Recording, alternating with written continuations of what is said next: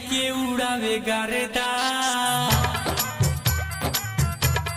ए सखी भोरे भोरे आई के उड़ावे गारेदा, हमारो चाहिए यूपी के मारेदा।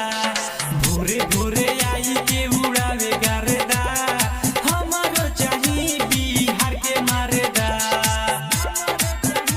यूपी के मारेदा, हमारो चाहिए बिहार के मारेदा।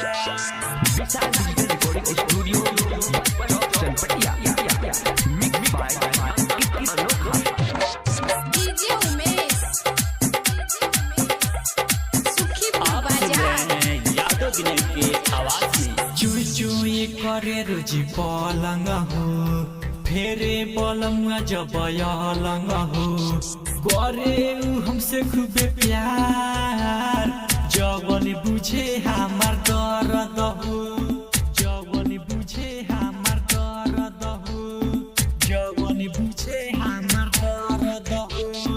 चुई चुई करे रुचि पलंग हो, फेरे पलंग जब अलंग हो।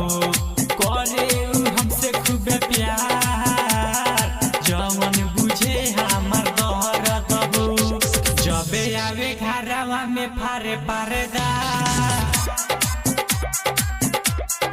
आए हाय जबे आवे घरवा में फारे पारेदा, हमारो चाहिए यूपी के मारेदा। भोरे भोरे आई के उड़ावे गारेदा, हमारो चाहिए बिहार के मारेदा। हमारो चाहिए बिहार के मारेदा, हमारो चाहिए बिहार के मारेदा। Vishal digital recording studio Chanpatia mix by DJ Umesh आप सुन रहे हैं यादव दिनेश के आवाज में। चटियौरी चौमिन खियावे हो, रूसी जब हमके मनावे हो।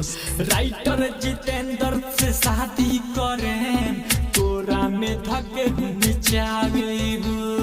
तोरा में धके निचावे हो, तोरा में धके निचावे हो। चटियौरी चौमिन खियावे हो, रूसी जब हमके मनावे हो। राइटर जितेंद्र से शादी करे, तोरा में धके निचावे हो। याद बिनय खाके आवे जारेदा,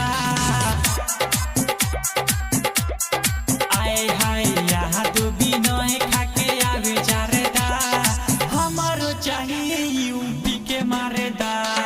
भोरे भोरे आई के उड़ावे गारेदा, हमारो चाहिए बिहार के मारेदा। विशाल डिजिटल रिकॉर्डिंग स्टूडियो बस चौक चनपटिया।